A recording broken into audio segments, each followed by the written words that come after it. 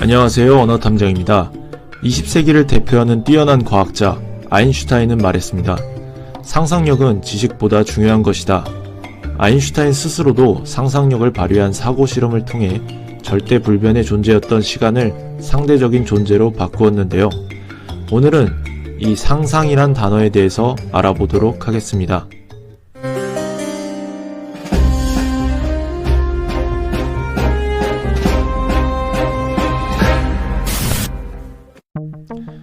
상상이란 단어의 유래를 알기 위해서는 코끼리에 대해서 알아봐야 합니다.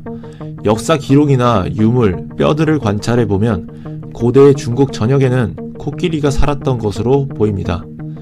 코끼리를 뜻하는 한자인 코끼리상은 코가 긴 코끼리를 형상화한 모양입니다.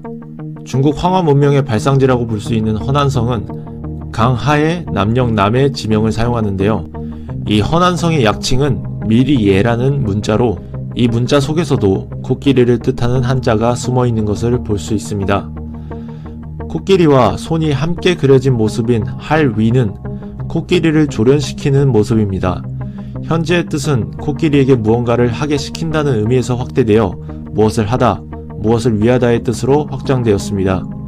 중국 전역에서 볼 수 있었던 코끼리는 인구가 늘어나고 농사를 지으면서 줄어든 것으로 보입니다. 농사와 코끼리 모두 많은 물이 필요했으므로 경쟁과 충돌은 불가피했을 것으로 보입니다. 기후변화의 영향과 더불어 중국 지역의 코끼리 개체수는 줄어들었습니다. 전국시대 한비자가 활동하던 시기에는 이미 코끼리가 많이 사라진 것으로 보이는데요. 한비자의 해로편에서는 이런 말이 있습니다.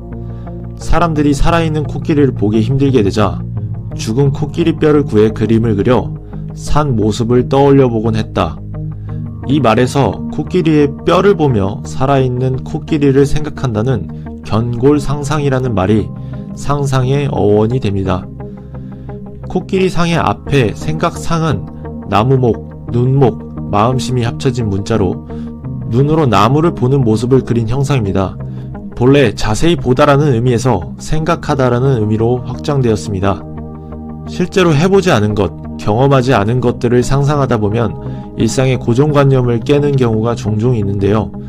조선의 실학자 연안 박지원은 청나라 황제의 칠순 축하 사절단을 따라 떠난 여정에서 접한 수많은 경험 중 가장 신기하고 대단한 것으로 코끼리를 본 것을 꼽았습니다.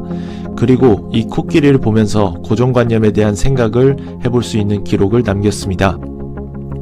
사람들은 만물에 당연한 이치가 있다고 말한다. 그러나 보아라. 동물의 뾰족한 이빨은 씹기 위해 있다지만 코끼리의 상아는 씹기 위한 것이 아니다. 코끼리 코에 호랑이가 맞아 죽은 걸 보면 코끼리는 천하무적이지만 쥐를 만나면 코 둘 데가 없어 하늘만 보며 서 있을 뿐이니 쥐가 호랑이보다 무서운 존재란 말인가. 오늘은 상상이란 단어의 어원에 대해서 살펴보았습니다.